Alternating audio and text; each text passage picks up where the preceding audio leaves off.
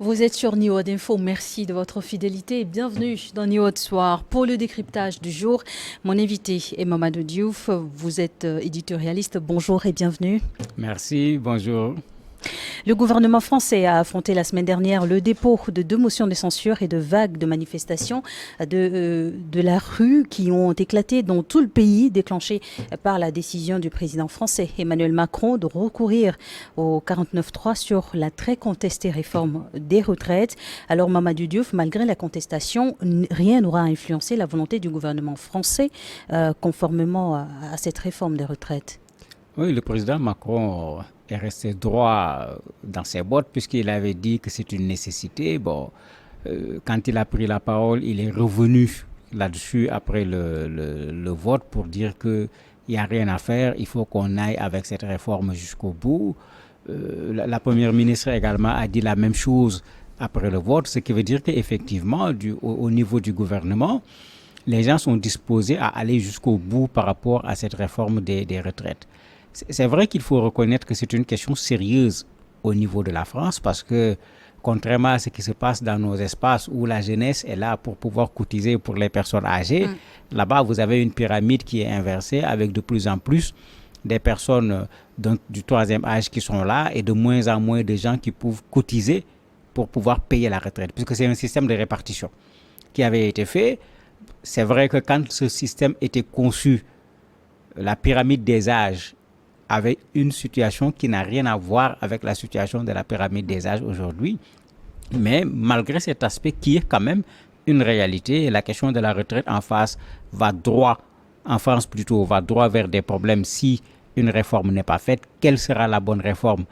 On laisse les Français discuter entre eux.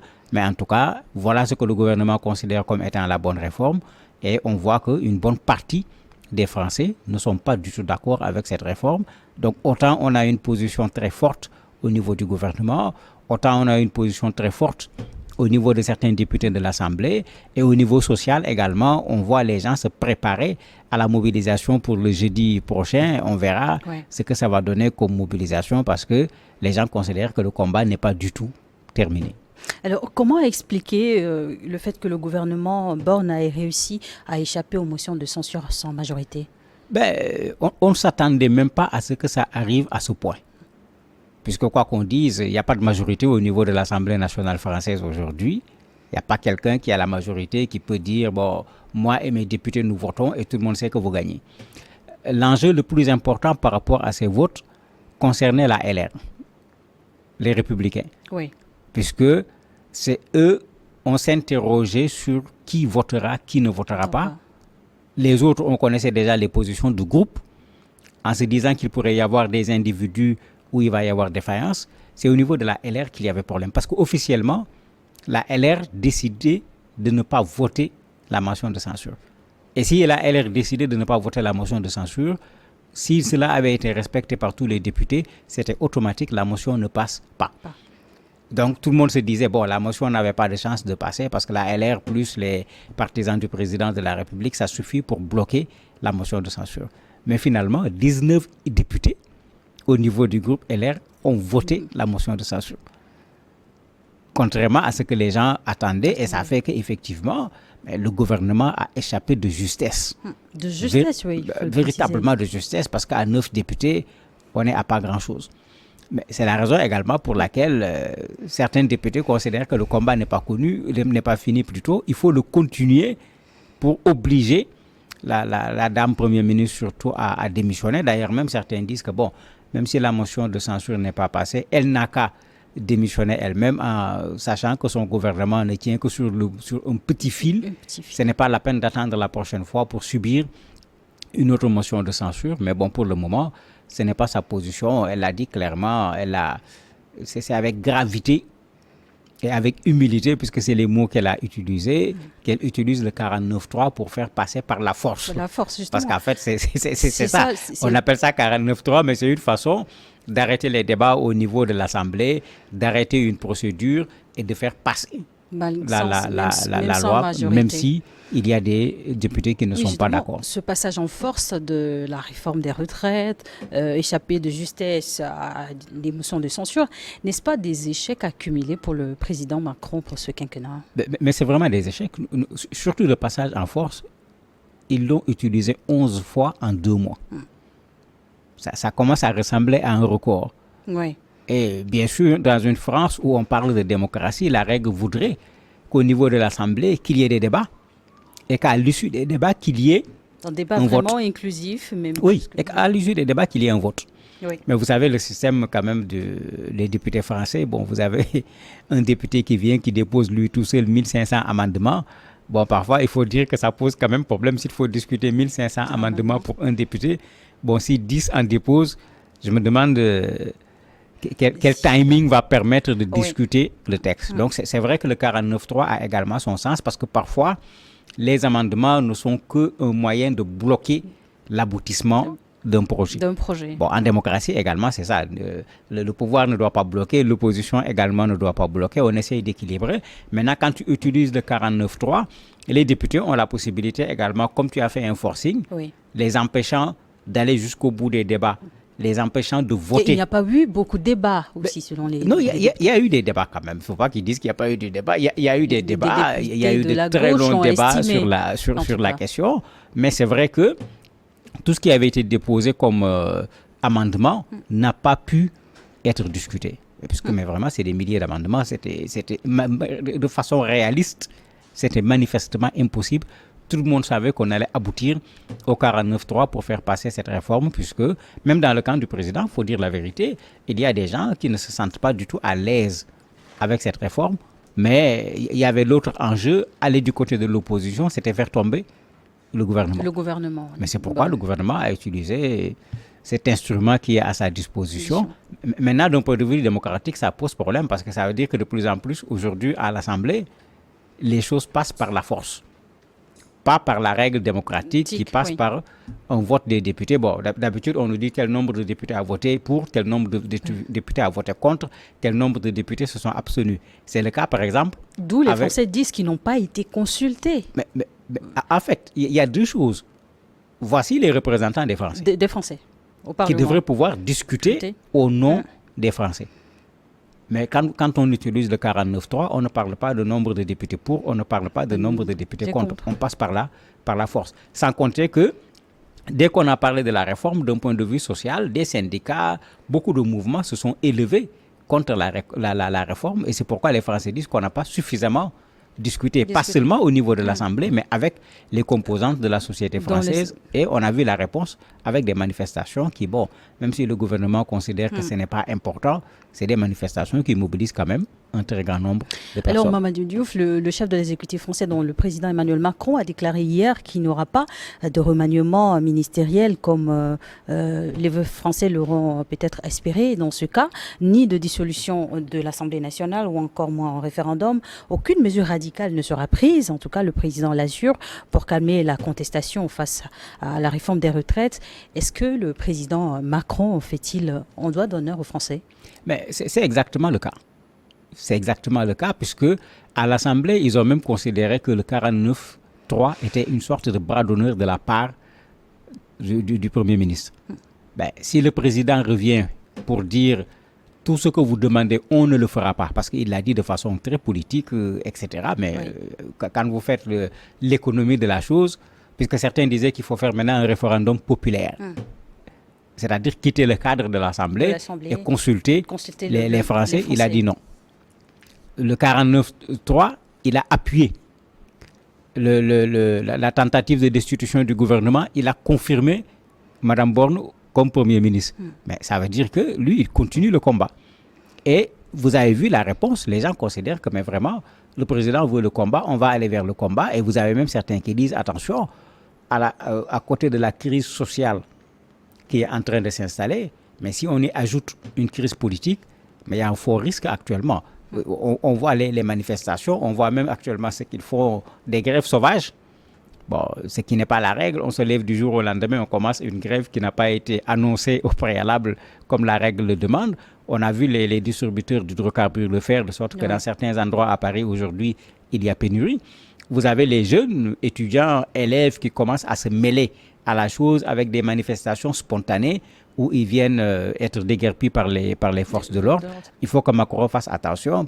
Il pense peut-être que toutes ces choses vont s'arrêter petit à petit, mais il joue un risque qui peut être très gros si au contraire les manifestations continuent et que le nombre de personnes qui participent à ces manifestations augmente. Il ne faut pas qu'il oublie l'expérience qui est passée avec les Gilets jaunes. Gilets jaunes, oui. Ben, à un certain moment, on s'est demandé où va la France. La France. Donc, il faut tenir compte de cela. On ne sait pas encore jeudi qu'est-ce qui se passera parce que ce jeudi va être déterminant puisque ce sera la première manifestation après l'utilisation du 49.3.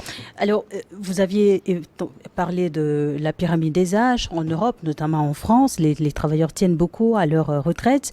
Et en Afrique, ici, on a l'impression que les gens ne partent jamais à la retraite. On trouve souvent les moyens de se maintenir au poste longtemps que possible. C'est que la culture par rapport au travail, la culture par rapport à la retraite n'est pas la même. Nous, en Afrique, on a peur de la retraite. Pourquoi ? Mais on considère qu'on me paye mon salaire, je pars à la retraite, je reçois un pourcentage de mon salaire et généralement, il faut le dire, les pensions de retraite ne permettent pas à la majorité, je dirais même à la très grande majorité des retraités de vivre. Donc quand tu pars à la retraite, c'est le stress, immédiatement. Chez nous, le senior, généralement, on n'en fait pas trop usage. Alors qu'en France, mais le gars, il est content d'aller à la retraite. Il considère que pendant qu'il devait travailler, il a travaillé. Et effectivement, il a travaillé parce que ça aussi, il faut le reconnaître. Oui. Chez eux, quand on dit le travail, c'est le travail. On est là-bas à l'heure, on fait le travail qu'on doit faire, on fournit le résultat attendu. C'est pourquoi j'ai dit on n'a pas la même conception de la chose. Mais il fait tout ça en se disant que je vais prendre ma retraite et il commence à planifier ses voyages, ses repos, ses activités quand il va aller à la retraite. Donc, quand on lui demande de prolonger le travail, ben lui, il se plaint parce qu'il dit que mais vous voulez l'empêcher de vivre. Il a passé tout son temps à travailler. Maintenant qu'il veut un peu profiter de la vie, vous voulez encore qu'il continue de travailler. Chez nous, c'est le contraire.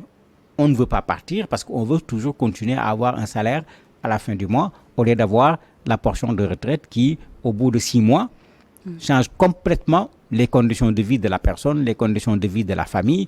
À la limite, c'est comme si la retraite a amené un problème, pour ne pas dire un malheur, dans la maison. Donc, c'est clair qu'on comprend pourquoi beaucoup d'Africains ont peur d'aller à la retraite. On préfère trouver un contrat de 2 ou 3 ans pour attendre encore un peu. Mais c'est parce que nous ne sommes pas prévoyants. Eux, dans leur argent, il y a une partie qui est déposée, il y a une partie qui est investie. Il y a plein de choses qu'ils font, de sorte qu'ils n'ont pas peur de la retraite, qui est très loin quand même d'être le cas dans une bonne partie de nos pays en Afrique.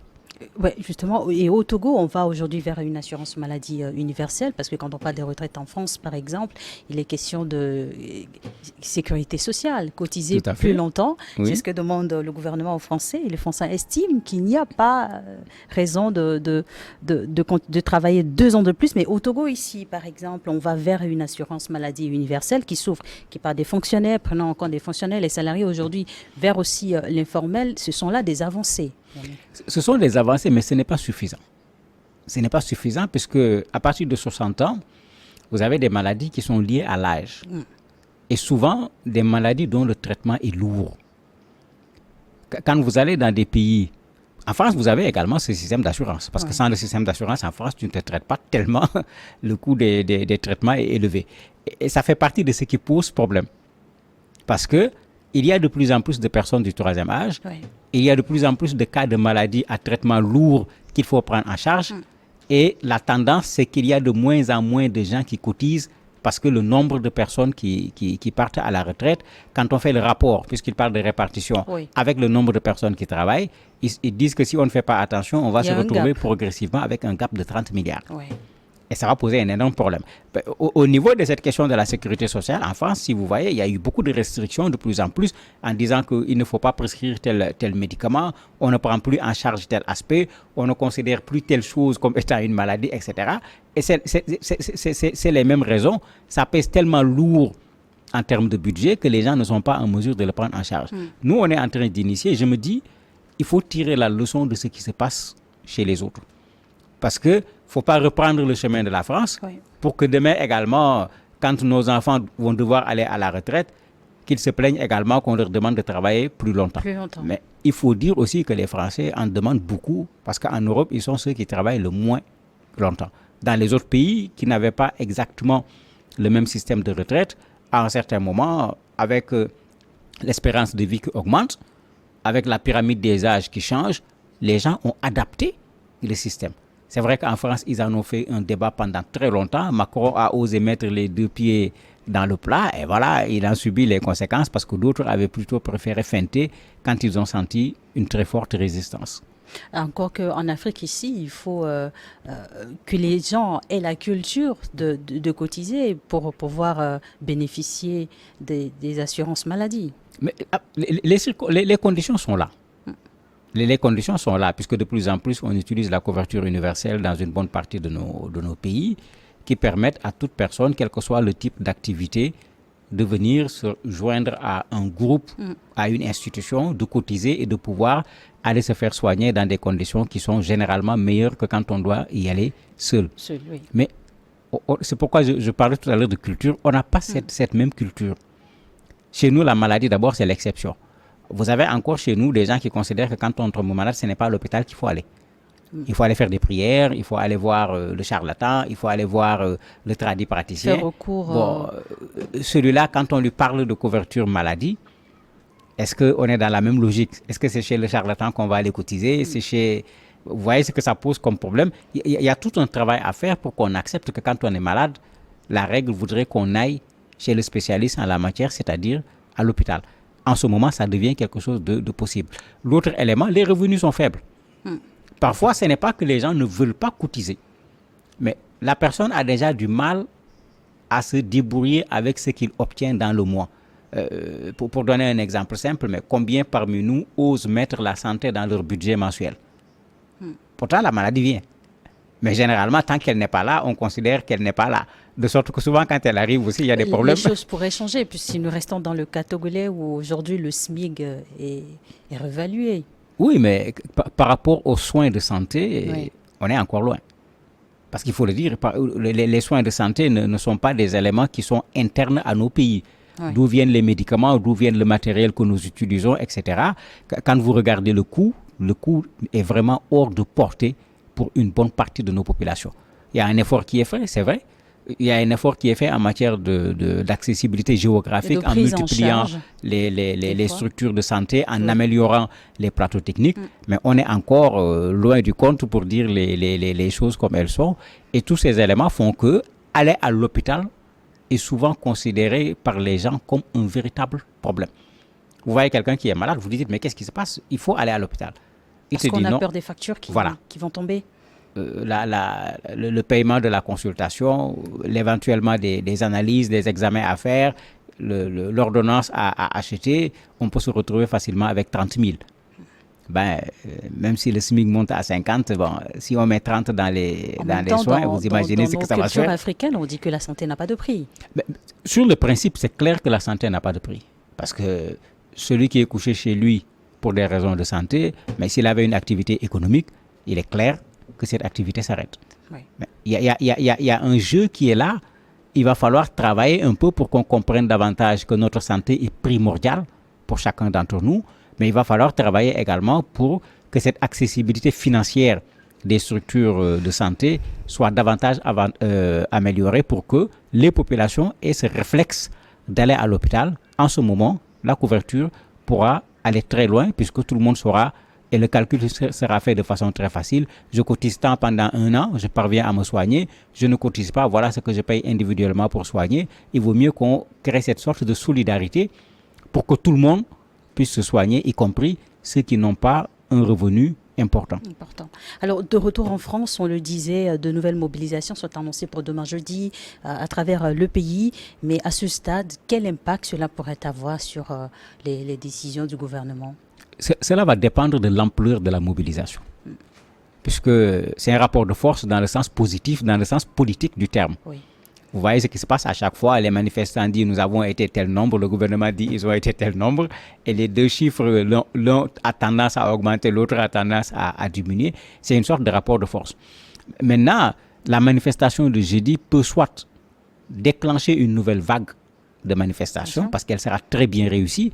Et en ce moment, le gouvernement va devoir certainement s'interroger parce que n'oublions pas que quand même, le gouvernement a accepté de retoucher certaines parties dans la réforme à cause des manifestations. Donc le gouvernement n'est pas resté avec le même projet du début jusqu'au vote.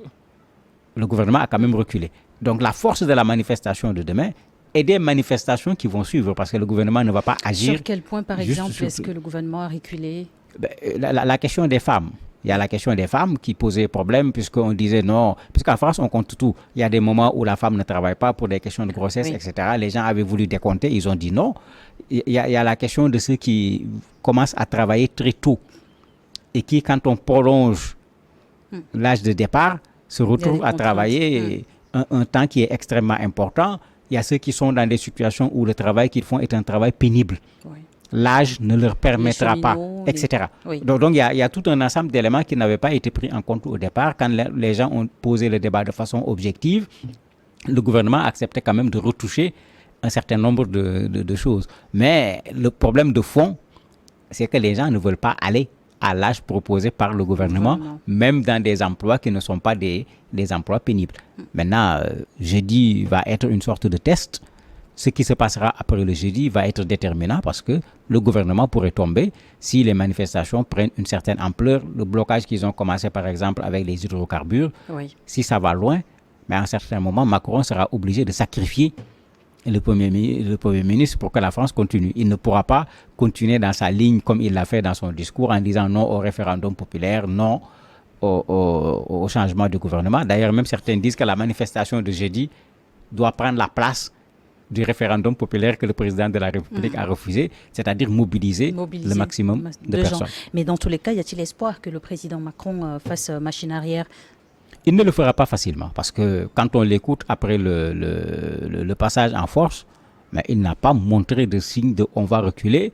Il est en train de vouloir expliquer par des chiffres, par la réalité qu'on n'a pas le choix, il faut qu'on aille jusqu'au bout. Mais on est en politique. Oui. Le tout dépendra du rapport plutôt de force et je crois que ce qui s'est passé à l'Assemblée doit les faire réfléchir.